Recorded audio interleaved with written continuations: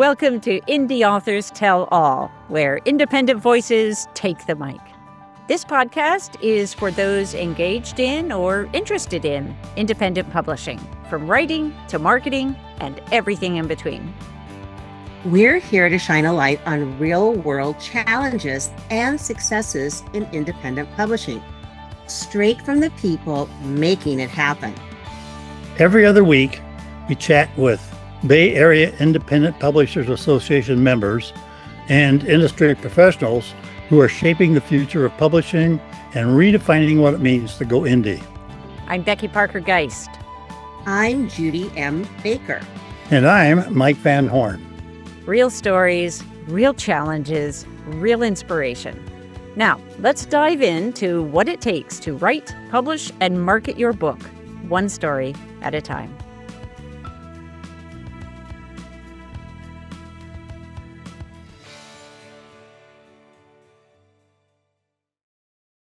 So, hello, everybody.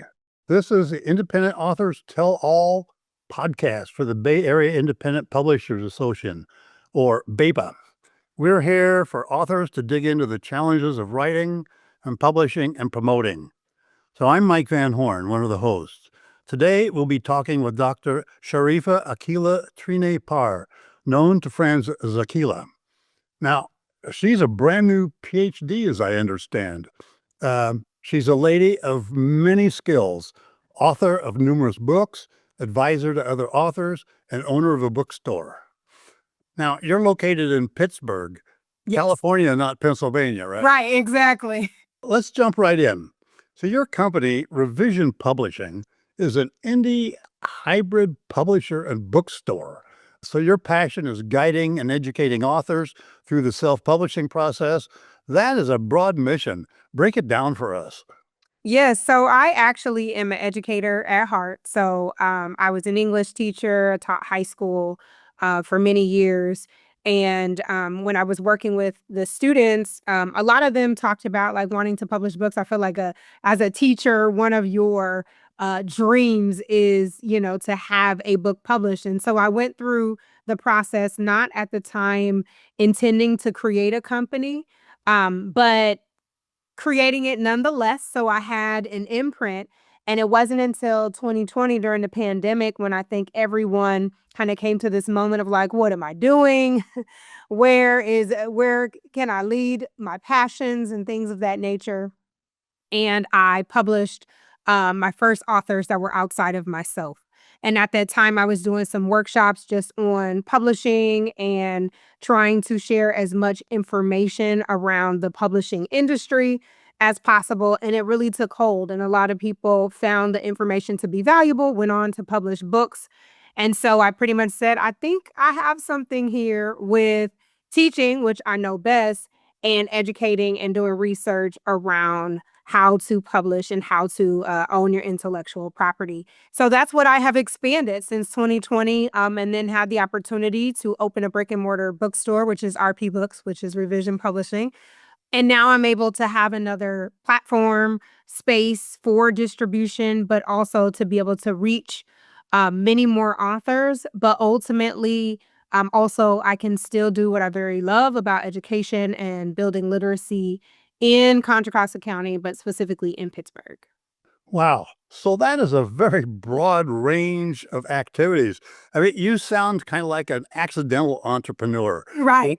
In that, you start out doing these various things, and pretty soon you just notice, whoa, I have a business. And now I've got to make it a real business and Exactly. make profits. And Right. things like that. Exactly. So in addition to all of this, then you're writing books. You've published a number of books. Say a little bit about that. Yes. So the first book that I published, I wrote it in 2015 while I was still teaching in the classroom. And I published it in 2016. So that's when you still had to use CreateSpace. And that was before everything switched over to KDP. And so that book was a fictional novel.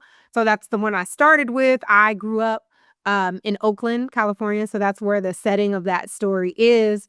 And then in 2020, when I was telling you during the pandemic, I, at that time, was a parent. My daughter was 2 years old. We were going through potty training. And I got some good advice from someone who said, you all should publish the book together. So my daughter became a published author when she was 2 years old. And we ended up republishing the book, Potty Training Day for girls, Potty Training Day for boys, because parents were asking, do you have a boy version? And so I had to pretty much go and do some research, find a new illustrator, and republish the book. I'm also, I love, other languages. So I'll say I'm not fluent yet. I'm more intermediate in Spanish. So I actually published the book in Spanish as well. And so I wanted to also make sure that the book could reach a wider audience. And more recently, in 2025, I published the sequel to Beyond the Hurt, which is More Than Enough. And right now, just kind of taking not a break, but just focusing on building the bookstore and working with my clients to help them publish their books before I release anymore. Wow. Wow. So all of these things, what part of this work gives you the greatest joy? The greatest joy I have is when I'm able to work with authors who once had a dream to have their book published, walking with them through that entire process for them to see it manifested. Like the things that I've seen my clients do with their books is I'm just always in awe. Traveling the world on creating their own book tours, becoming professors at universities because of the content in their books, and just really just impacting the world in ways that I couldn't have imagined. So really just seeing their success and knowing that I was able to help them do that is my greatest reward. Great. How do you work with authors like that? What support do you give them, or what learning? So I feel like my process is unique. So I'm not, with some hybrid publishing companies, it's like they have maybe in-house editor, in-house designers and illustrators and all of that. So I work more in the capacity of a consultant. So I am going to do the background research for the clients. We meet over a number of consulting sessions depending on what their goals are. I want to know exactly what they're trying to do so they're not spending money in places where they really don't have to. And so we walk through that process. We create a plan. We meet several times throughout the process, depending on if they want to be hands-on. Then I am teaching and showing them how to do the things, making sure they're purchasing their ISBNs, building up their imprints, doing the research that they need to create their business, and understanding that when they publish a book, they're creating a business, whether they like it or not. And just kind of preparing them and also walking with them through the process, because a lot of people don't really understand like how much, emotional and physical, toll that it takes when you're publishing a book. The world doesn't stop. Life keeps going. Just because you want to publish a book doesn't mean like everything is going to stay at bay and make it easy and a breeze, but sometimes it enhances, and sometimes having an accountability partner, which is what I become, is really helpful to walk through the entire process when sometimes things get frustrating. So I also, based on the client's budget, find the editor or find the designer that will best fit their budget and their needs and or the genre. So I do not edit, I do not design, but I am the liaison basically between those different professionals. And then I also set my clients up for those who don't want to publish or choose to publish under their own imprint that are not publishing under Revision Publishing. I set them up so that they can receive their payments directly. So I'm paid as a consultant up front, and then they're able to receive their royalties all on the back end. Okay. So when I look at the things you're talking about, I see 4 different steps. 1 is writing, 2 is producing, 3 is publishing, and then 4 is promoting and marketing. Absolutely. And it seems like each one of those gets harder. Well, writing is hard, publishing is, but then promoting and marketing is the toughest. Absolutely. It is. It is. Now, so do you actually get involved with the writing part, or do you work with people who've already gotten their piece well underway? So I work with authors at whatever stage of the process that they're in. So I've worked with authors who just had an idea.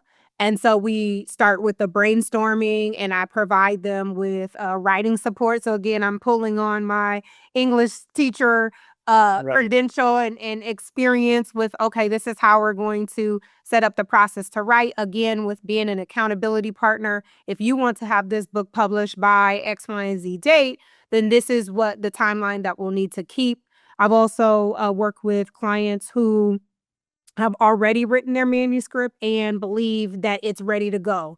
And I always tell them, I want to work with you as early on in the process as possible because a lot of times there are authors who are not fully aware of the full publishing process. Like maybe they don't know they need a professional editor. Maybe they think, they've done really well with English and writing and they've always had that skill and that they may not need an editor, but not really realizing all that goes into editors and what They they need an do. editor. And, all exactly. So really just, also educating them around what the process is and the quality of the book that they want to put out as well. So I've worked with them at all stages. I have a new client now that has come to me that has pretty much already done all the stages, and we're actually going to start walking through the promotions and the marketing and what would be the best fit for finding the right audience for the book that they've created. The people that you're working with, are they primarily going to become indie publishers, or are you going to traditional publishers? So they're indie publishers. Okay, all right. Mhm. As an author, you know that writing a book is not easy, and that publishing and promoting it can be even harder. Wish you had fellow authors and professionals you could learn from, who would give you encouragement and guidance to get through the tough spots? That's what we offer at the Bay Area Independent Publishers Association, or BAIPA. We're a volunteer-run educational community dedicated to elevating the art and the business of independent publishing. Not in the San Francisco Bay Area? No worries. We have members from all over, and we meet monthly on Zoom.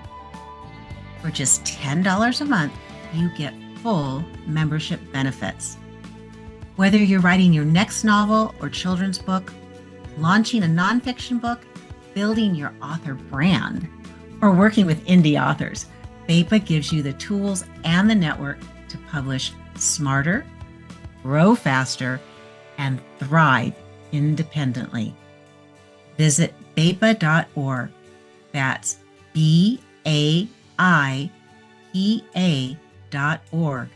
and join us today. Become part of a community that understands all the challenges of indie publishing and helps you get through them. You call yourself a hybrid publisher, but you're really not a publisher. You're doing the things that lead up to publishing. Yes, so I say hybrid in the sense that when we think of publishing, right? There were some very traditional like ways of thinking of publishing because I do publish clients under my publishing company, Revision Publishing. Just with that idea, I am not taking any royalty. So with traditional publishing and also hybrid publishing, normally if you publish under that publishing imprint, they are going to take a percentage of that royalty. So for me right now, I don't have I'm taking a percentage of your royalty if they're publishing under Revision Publishing. I am also creating author publishers. So I'm creating individuals who can build their publishing imprint and that they will go on to be able to print, to publish more books in the future.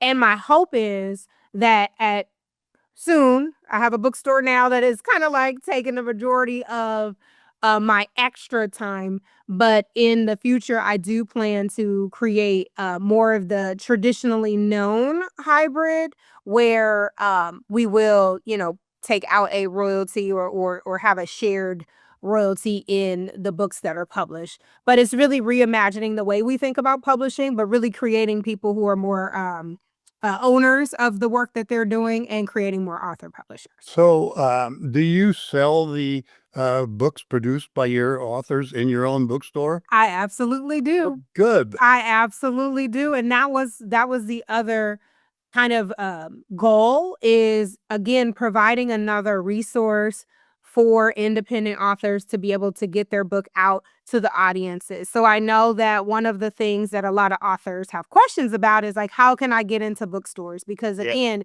it's another dream, right? Like, you publish this book, you want to have the physical copy. So I know a lot of people are listening to audiobooks and ebooks and things of that nature, but you want to see your book on a shelf. Yeah. Most people want to see their book on Barnes and Noble shelf. So I am trying to create, right, this idea and the value around seeing your book on a bookshelf, which is independent bookstore shelves, and being able to do that in a way where you're very hands-on and close to the process. So it doesn't have to be just the traditional, you come into the bookstore, you sit down, you sign books and do all of that, but really curating events around the content of the author's book and just generating just the buzz and the excitement around that book overall, and teaching them how to connect to various audiences that will help support from having to do that customer to customer selling, which can be daunting and really hard, especially if books are on,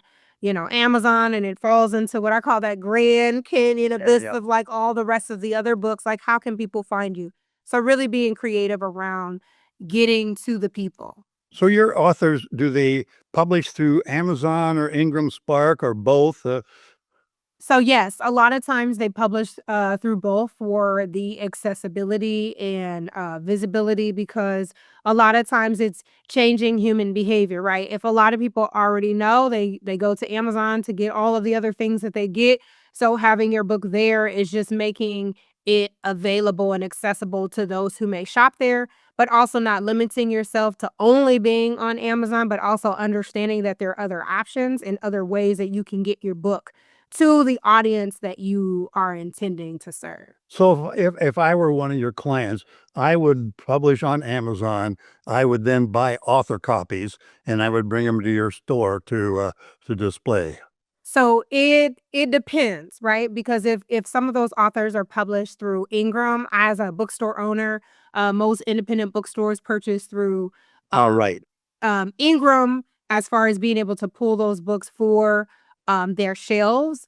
I also believe that because I'm an author first before a bookstore owner or a publisher, and I get to wear all three hats when I'm working with authors. So I really do understand just that uniqueness of that position, and trying to make sure that whatever agreements that we're coming to make sense for all parties involved. And so a lot of times that is going directly to the authors and working with them. Every bookstore may not have the same policy. They may prefer, especially if there isn't an established relationship, or if that author doesn't have a huge following, or the bookstore may not want to take the risk. So they may buy one or two books from Yeah. Ingram if it's available there, to kind of test it out to see if people are interested in the book. But the take that I personally want to do with RP Books is really working with independent and local authors to curate an event, right? The event is the introduction to the community of that book. Me taking a book or buying a book and putting it on the shelf, the likeliness of someone walking in and just seeing like, oh, that's a great cover, I want to buy it, is very slim. But when people get to know the individual behind the book and they get to see the author, they're more willing to purchase those books because they see the person right there in front of them. And there still is this excitement around meeting authors and having them to sign the book and being able to talk to them directly about their work. Yes, I've done that with my books at Copperfields, and and also at Book Passage in Corte Madera. That is a wonderful kind of activity. Absolutely. So I want to switch direction a little bit. You mentioned in your materials that you have suffered from imposter syndrome, and which I can well imagine with all the dang things you're doing. And that's something that's not unusual among authors. What would you say about that? What would you advise others who are feeling that way?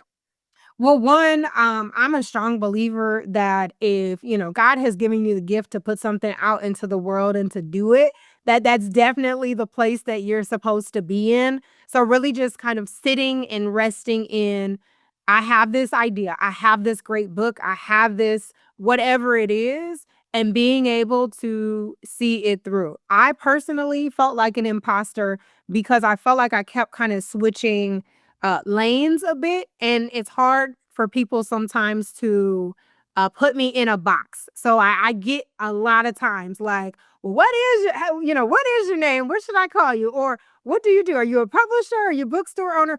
And I'm a person who just loves to create. I'm a person who loves to dream. I'm a person who has an idea and will pursue it. And so sometimes for people, it's a little like, oh, I'm not sure what label to put on it.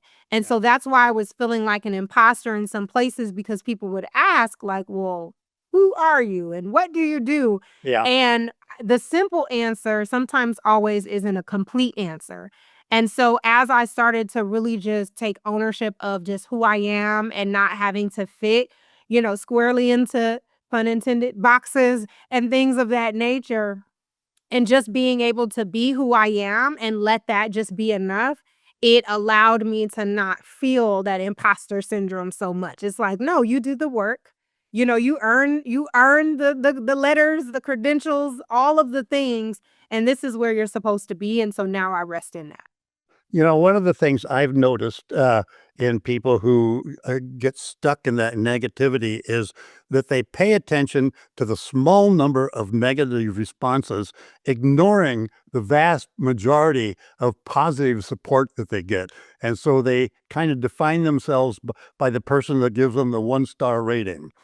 Absolutely, and that happened to me with potty training day, and I was, like, bummed for weeks, and I was like, um, "Why did they give me, this rating?" I think it was, like, a 3-star, and, um and I really just realized, 1, that wasn't actually my audience anyway, and 2, I wrote the book specifically for people who were walking in the same circumstance and situation that I was, Sure. and that's where I had to focus. I had to focus my attention on who is my actual audience. I know a lot of times authors want to say like, "My book is for everyone," everyone can read it, and it's like, yeah, that seems great, and you would love for everyone to read it, and you're not excluding anyone from being able to read the book, but you have a particular audience that you're writing that book for, and you have to go and find that audience, and that's the audience that's going to champion the work that you're putting out.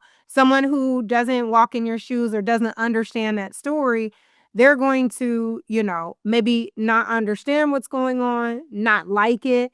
And to be honest with you, I get we're in this, era of public opinion and ratings and stars and all of that, but just as a creative person, I personally don't go and give low ratings for things that I may not like. I may just not rate it at all, just because I understand that that rating does a lot more than people really understand when they're going online and, and giving them 1 star or 2 star because they didn't like the way the title sounded. But the book was great. Like if you read into a lot of the things what people say, they are really hard critics.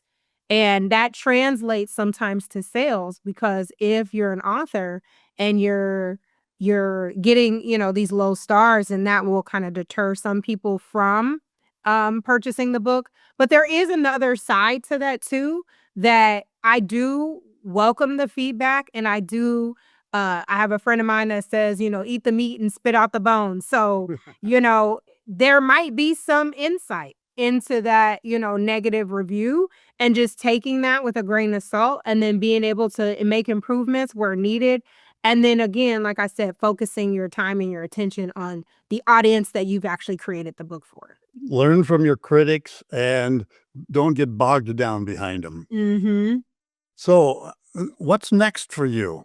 Oh my goodness, what's next? Right now, it is so RP Books is officially open. We've been open for a little over a week. So right now we're focusing our attention on building up our calendar so we can get independent authors in the door and really just spreading the word that the bookstore is open. It's in Pittsburgh.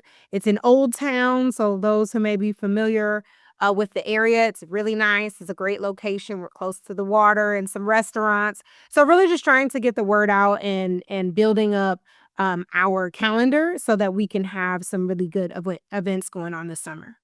Great. Well, sounds like you don't have much spare time. Not a lot. And, with the bookstore opening, I'm still publishing. So that is still happening. I have about like 8 clients right now that I'm working with, almost to the point where I kind of have a wait list where it's like, let me, give the authors the attention that they need. And hopefully in about maybe 3 months or later this year, I'll be able to open that wait list up and start working with more clients. But if those are interested in publishing or even publishing education, we'll start some workshops through the bookstore as well, so that we can, again, try to educate as many people as possible about the book industry. Okay. Is there anything else you'd like to tell us? No, I'm just happy and glad to be in the Bay Area, to be a part of BAIPA, to just have this opportunity to share. Please follow us on social media. Our social media page is RP Books_bookstore. So that's our bookstore page. And then I have a publishing page, which is Revision Pub LLC. And we're on Instagram, Facebook, Twitter, all the socials. You can Google me. I'm Googleable. I've been working on that. So when someone Googles you, what would be the best thing to put in to find you? They can put in Akilah Trinay or Revision Publishing or even RP Books. All of those will still kind of connect back to me. My email, my website is everywhere, which is www.revisionpub.com. Everything goes through that website. Okay. Now, you said your name kind of fast. Akilah Trinay, Trinay. Yes. Okay. All right. So you mentioned BAIPA. What have you gotten from belonging to BAIPA? So I have been able to attend a few of the Saturday workshops. And so my biggest thing is really just being in community with like-minded people. So being able to connect with other independent publishers and authors in the Bay Area has really been helpful. Just kind of reinforces, some of the things that I'm thinking about or questions that I may have. I've been able to connect with Becky and Pro Audio Voices and Ruth. And I think she's Wonderlay or but that's Ruth, yeah, Wonderlay. Mm-hmm. So just being able to connect with them and their wealth of knowledge and just being able to partner has really been helpful. And then the connections of other authors as well. Great. Good. Well, I want to speak to our audience. I want to ask all of you out there to please subscribe to our podcast, Independent Authors Tell All.